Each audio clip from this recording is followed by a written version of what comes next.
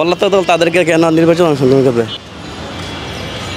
প্রসাব করানোর জন্য আসে এখানে। ফেরাউনের মতো না হয়, নমরুদের মতো না হয়। এই অফিস আমি আগেও দেখছি আর এখন বর্তমানে দেখতেছি। কী জন্য মানুষ এখানে প্রসাব করার জন্য আসছে? নমরুদ, ফেরাউন, হ্যাঁ, এই দেখেন তাদের বাড়িতে কিন্তু পায়খানা বানাইছিল। কী জন্য বানাইছিল? কী জন্য পায়খানা করছিল? সেই পরিস্থিতি এটা হয়েছে। এর চেয়ে বেশি কিছু আর বলার নাই। আমি বলবো যারা দেশের চালাবে তারা যেন ভবিষ্যৎ চিন্তা করে চালা, যাতে বুট চুরি না করে, দেশের মানুষের বাক স্বাধীনতা দেয়, দেশের উন্নয়নে কাজ করে, চুরি ডাকাতি না করে, টাকা দানে বিদেশ পাচার না করে, তাহলে দেশের মানুষ রাজনীতি করলে সম্মান করবে। ক্ষমতা তো ভাই কারোই চিরস্থায়ী না, মানে এটা দেখে বোঝা যাইতেছে যে ওনারা 16-17 বছর ছিল, এখন ওনাদের কি অবস্থা পরিণতি দেখে বোঝা যাইতেছে যে ক্ষমতা সারা মানুষের সারা জীবন থাকে না। এই জায়গাটা আগে ভালো ছিল, কিন্তু যে আপনার 5 থেকে পরে আর কি ধরেন দল পোল্ট্রি খাওয়ার পরে আর কি এই জায়গাটা একটু অন্যরকম হয়ে গেছে।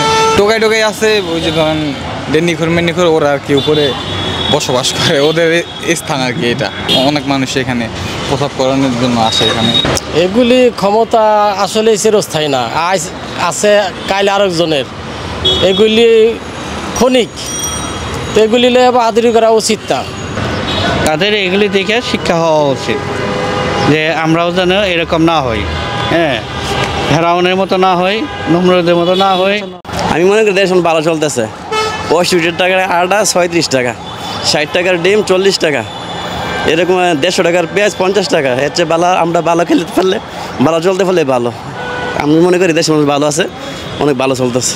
17 বছর আওয়ামী লীগ সরকার শাসন করছে, আর 5 তারিখের পর থেকে এখন যেহেতু ধরতে গেলে যুদ্ধের মতন হয়েছে না, তো এরপর থেকে আর কি এখন আর কোনো শাসন চলছে না। এখন সবাই সবার মতন যে যার বুঝ মানে চলতেছে এরকম।